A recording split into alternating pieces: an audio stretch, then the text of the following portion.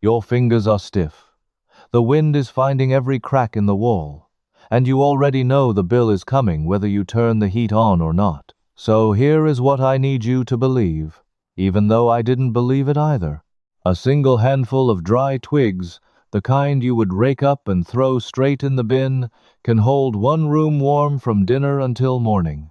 No gas line, no wire, no pellets you have to keep buying. Just a piece of steel you almost certainly already own, and the way the Japanese learned to burn almost nothing and waste even less.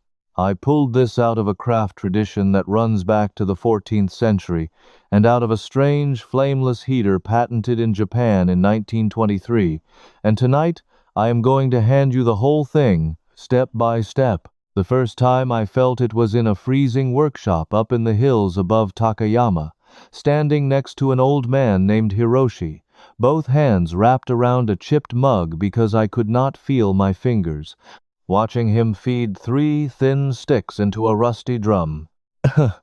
He looked at me and said, "You burn too much because you throw away the best part." I had no idea what he meant. By morning I understood, and I have never bought heat the same way since. Now let me take you through it the way he took me through it, because the order matters, and the last piece is the one that changes everything. Here is the first thing he broke in me, and I want to break it in you too, because you are almost certainly doing it right now. You are trying to heat the room. That is the mistake. That is the whole mistake, and it is costing you every single winter. When I first arrived, I kept asking Hiroshi how big a stove I needed to warm his workshop. He laughed at me, not unkindly. He just pointed at the air in the middle of the room and said, "Why do you want to warm that? It has no hands. It has no feet. It does not get cold." I thought he was playing word games with me. He was not. He was telling me the single most important thing about heat that almost no one in the West is ever told. Warming the air in a room is the least efficient thing you can possibly do with fuel. Air holds almost no heat. The number is brutal once you see it.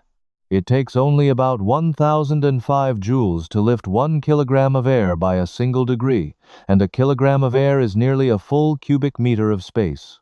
So every time you heat the room, you are pouring energy into something that cannot hold it, something that leaks out the window and up through the ceiling the instant you stop feeding the fire. You are trying to fill a bucket with a hole in the bottom, and then blaming yourself when it never stays full. I did that for years. I bought bigger heaters. I sealed windows. I blamed my own house. Hiroshi's people solved this in the 14th century, in the Muromachi period. And the solution has a name: the kotatsu. It started as a small charcoal hearth sunk into the floor, called an irori, and someone had the genius to lay a wooden frame over it and drape a heavy quilt across the frame. You put your legs underneath. The heat is trapped in that small pocket of air around your body, not thrown at the whole room. A tiny amount of glowing charcoal, a few ounces, could keep a family warm through an entire evening because they were not heating the house. They were heating the space that touches skin. That is the first secret, and it costs you nothing to apply tonight. Stop heating cubic meters of empty air. Start trapping a small pocket of heat where your body actually is, and you have already cut your fuel by more than half. But understanding that only opened a bigger question in my head, and it is the question that led me to the real thing. Therefore I have to tell you what I saw next. Because even with the pocket of heat trick, you still need a source. You still need to burn something. And this is where Hiroshi showed me that almost everyone, myself included, was throwing away most of their fuel without even knowing it. Watch an ordinary fire. Watch a campfire, an open fireplace, a cheap backyard fire pit. You see smoke rising off it, thick and gray, sometimes black. Here is what that smoke actually is, and once Hiroshi told me I could never unsee it. That smoke is fuel, unburned fuel. It is wood gas, tar, and fine carbon, all of it packed with energy, floating away into the sky completely unused. You paid for it, or you gathered it. and you are watching it escape without giving you a single degree of warmth. An open fire, or a basic wood stove, wastes an enormous share of the energy in the wood. On a plain open fire, well over half of the potential heat literally goes up and out as smoke and hot exhaust before it can do anything for you. Some measurements on primitive open fires put the useful efficiency down around 10 to 15%. That means for every 10 sticks you feed in, 8 of them are effectively wasted. 8. I stood in that cold workshop realizing I had spent my whole life feeding fires that gave me a fraction of what I put into them, and I felt like a fool. But I want you to feel something sharper than foolishness, because this is the part that should make you angry. Somebody has always known this. The physics of clean, complete burning has been understood for a very long time, and it is not complicated. Yet the stoves and heaters, most of us were sold, are built to the cheapest possible standard, designed to pass a showroom, not to squeeze the heat out of your fuel. A poorly designed firebox that lets smoke escape is cheaper to manufacture, and it keeps you buying more fuel, more wood, more pellets, more of whatever feeds it. The waste is not your failure. The waste was designed in. And the person who sold you the heater was never going to tell you that the smoke leaving your chimney is money you already spent burning away in front of your eyes. Hiroshi did not have a word for planned obsolescence. He just tapped the side of that rusty drum and said, "A good fire is quiet and clean. A hungry fire that smokes is a badly made fire." He was describing, in plain words, the thing engineers spent decades rediscovering. So the real question becomes, how do you burn the smoke itself? How do you get those 8 wasted sticks to actually give up their heat? Because if you can do that, a handful of twigs really can do the work of an armful of logs. And that is exactly what he built into that drum. The answer is a shape. Just a shape and a little bit of insulation. And it is so simple that when I finally understood it, I was almost offended that no one had ever drawn it for me. The principle is this: if you force the fire to burn hot enough, and you make the hot smoke pass through a fiercely hot chamber before it can escape, the smoke itself ignites and burns. That second burn, the burning of the gases, is where the hidden heat lives. To make it happen, you need 3 things working together, and Hiroshi built all 3 into scrap. First, you burn the wood sideways, feeding it into a short horizontal tube so the flames get pulled around a corner and upward. Second, above that corner you stand a vertical pipe, a chimney inside the unit, called a heat riser. Third, and this is the part everyone misses, you wrap that vertical riser in insulation so it cannot lose its heat to the outside. Wood ash works, perlite works, vermiculite works. Even packed dry sand and clay will do it. When that riser is insulated, the temperature inside it climbs to something an open fire never reaches, up past 600 degrees Celsius, often far higher, hot enough that the smoke and wood gas hit their ignition point and burst into flame a second time on the way up.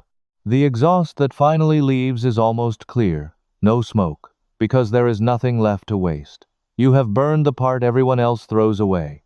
This design is often called a rocket stove, and it earned that name honestly, because when it lights properly, it makes a soft, roaring sound like a jet, and the draft it creates is so strong, it pulls the fire sideways and up all on its own.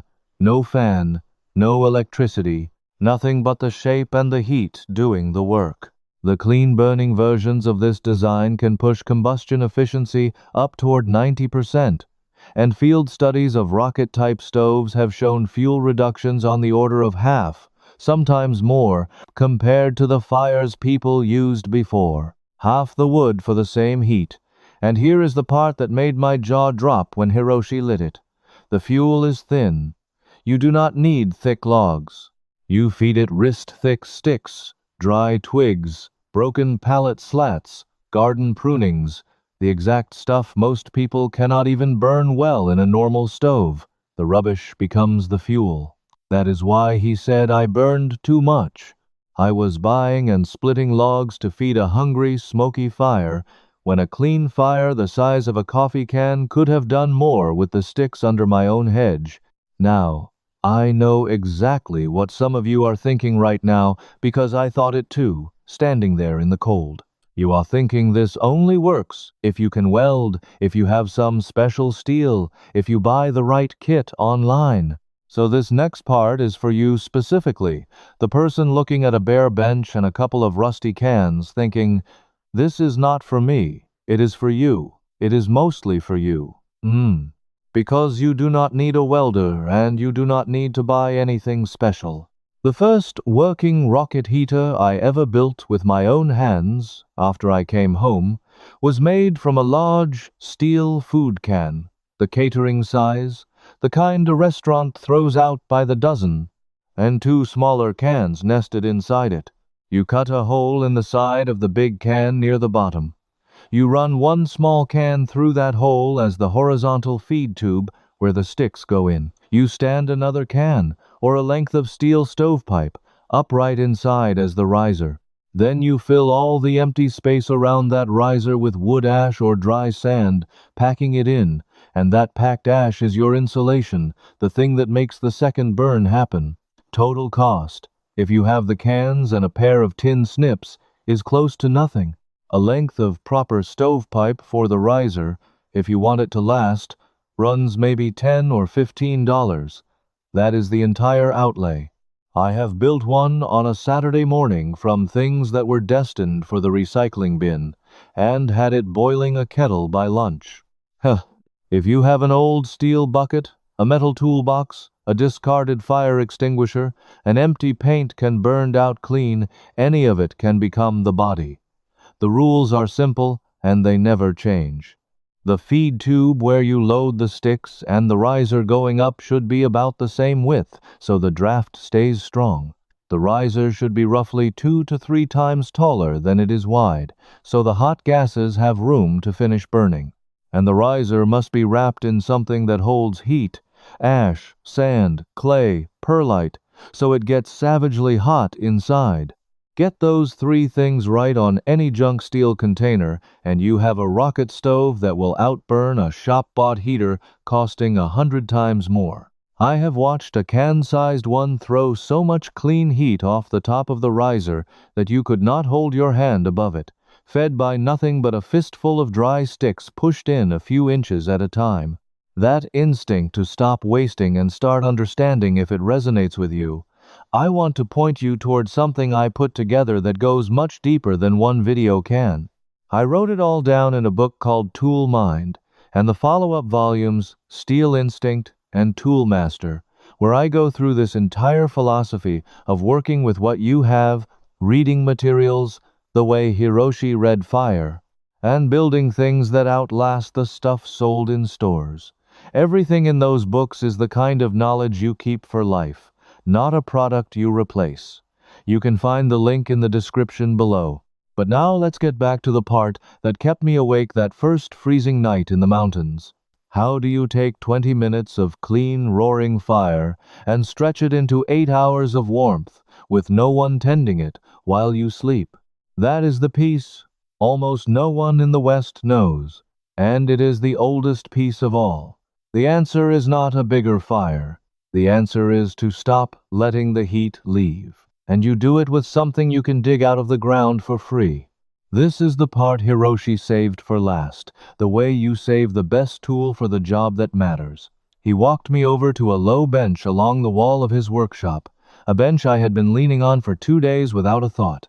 He knocked on it. It was not wood. It was earth and stone, a solid mass, and running through the inside of it was a channel of pipe. The exhaust from that rusty rocket drum did not go straight out the wall. It was routed sideways, through the guts of that heavy bench, in a long path before it finally left the building. And as the hot, clean exhaust crawled through that channel, the mass of packed earth and stone drank the heat out of it, soaked it up, stored it. By the time the fire had been out for hours, that bench was still warm to sit on, still radiating gentle heat into the room, slow and steady, like a stone that had been sitting in the sun all day. This is thermal mass, and it is the exact opposite of trying to heat the air. Where air holds almost no heat, dense material holds an astonishing amount. Water holds around 4,180 joules per kilogram for every single degree, roughly 4 times what the same weight of air can hold, and packed earth, sand, clay, and stone hold a huge amount too, and they hold it for hours because they are dense and slow to give it up. So instead of your precious fire heat flying up the chimney the second the flames die, you force it, on the way out, to pour itself into a great heavy battery of earth and stone. Then that battery releases it back to you slowly, gently, long after the fire is cold. A short, fierce, clean burn in the evening charges the mass. The mass keeps you warm until dawn. This is not some fringe idea. Heated masses like this are ancient across the cold parts of the world, and in the Japanese and wider East Asian tradition, the principle of running warmth through the floor and the structure of the home, rather than into the open air, goes back centuries. Hiroshi's bench was just a small, portable version of a very old truth. The genius of pairing it with the clean rocket burn is that the exhaust is so hot and so free of tar and smoke that you can safely run it through a long channel and strip nearly all the heat out of it before it leaves. A smoky fire would clog that channel with creosote in a week. A clean fire will not. The two ideas need each other, and together they are the whole secret. Burn the waste for maximum heat, then trap that heat in mass so it lasts all night. And you can build the mass part this weekend, cheaper than the stove. You do not need to construct a masonry bench. I have seen it done, and done it myself, with nothing more than a stack of ordinary bricks or paving stones and a steel drum. You surround the top of the rocket stove where the heat comes out with a barrel. You route the exhaust through a bed of sand or a wall of stacked bricks, and that pile of common brick becomes your storage battery. Fill a few steel jerry cans or old milk jugs with water and stack them near the heat, water being one of the best cheap heat stores there is, and they will sit there radiating warmth into your room, hours after the last stick has turned to ash. Dry sand in a metal box. A stack of patio pavers. A row of bricks from a torn-down wall. Any of it, arranged around a clean rocket burn, turns a 20-minute fire into a long, warm night. That is the free heat. Not free because the fuel is magic, free because you finally stopped throwing 4/5 of it away, and free because the fuel is the twigs and prunings and scrap that everyone around you is paying to have hauled off. Now, I want to give you one more thing, because it is the record that convinced me none of this was folklore, that the Japanese really had chased this idea of clean, wireless, flameless heat further than anyone. In 1923, a Japanese inventor named Niichi Matoba patented a pocket warmer with no flame at all. It is called the Hakken Kairo, and it works by passing lighter fuel vapor over a bed of finely divided platinum, which makes the fuel oxidize, burn, without ever bursting into an open flame. It just glows warm, gently, for hours, from a thimble of fuel, no fire, no spark, no electricity. It is still made today, almost unchanged, 100 years later. I keep one in my coat, and the reason it matters to you tonight is what it proves. Heat does not require a roaring flame, a gas line, or a wire in the wall. Heat is just oxidation and geometry. Control how a fuel burns and where the heat goes, and you can make warmth out of almost nothing, with almost nothing. The whole country that gave us that little platinum warmer also gave us the sunken hearth, the quilted kotatsu, and the heated bench, and every one of those things says the same thing to you across the centuries. Stop wasting the burn. Stop heating the air. Trap the heat where you live. I think about that first morning a lot. I had come up that mountain believing warmth was something you bought, in liters and kilowatt hours, metered and billed and never quite enough. I came down knowing warmth is something you build out of a rusty drum, a fistful of sticks, and a pile of stone that any of us can find. Hiroshi never charged me for that. He just did not want it to die with him. So now it is yours. What you really walked away with tonight is not a stove. It is the quiet feeling that the cold cannot hold you hostage anymore, that the next time the wind finds the cracks in your wall, you already have the answer sitting in your own scrap pile. And I think that is who you are, if you have stayed with me this far. You are the kind of person who would rather understand how the heat works than stand in a store being told what to buy. You would rather build the thing than rent it forever. That instinct is the most valuable tool you own, and no one can sell it to you or take it away. So do one thing for me. Tell me in the comments what you would build your thermal mass out of: bricks, sand, water jugs, or something in your own shop I have not thought of, because I read those and I steal the good ideas. And tell me where you are watching from, because I want to know how cold it is where you are tonight. Drop it down below. Do not just think it, type it, because this workshop only gets smarter when you talk back. If you are done being sold junk that burns your fuel and your money at the same time, stay with me, because this is a bench full of people quietly taking their skill back one tool at a time. Next, I'm going to show you how to turn a dead, rusted hand saw, the kind you would throw away, into a blade that cuts green wood like it is warm butter, using an edge trick Hiroshi swore me to remember. You are going to want to be here for that one. Keep your sticks dry, and I will see you at the next bench. Tonight I gave you the idea, but inside the Workshop Guild, I walk you through the full Kotatsu heater build, step by step, right where this video stops. And if you get stuck, ask me directly. A real person, me, answers you myself. You won't be doing this alone. You belong here with us. Just point your phone's camera at the code on the screen, and you can cancel anytime with one click.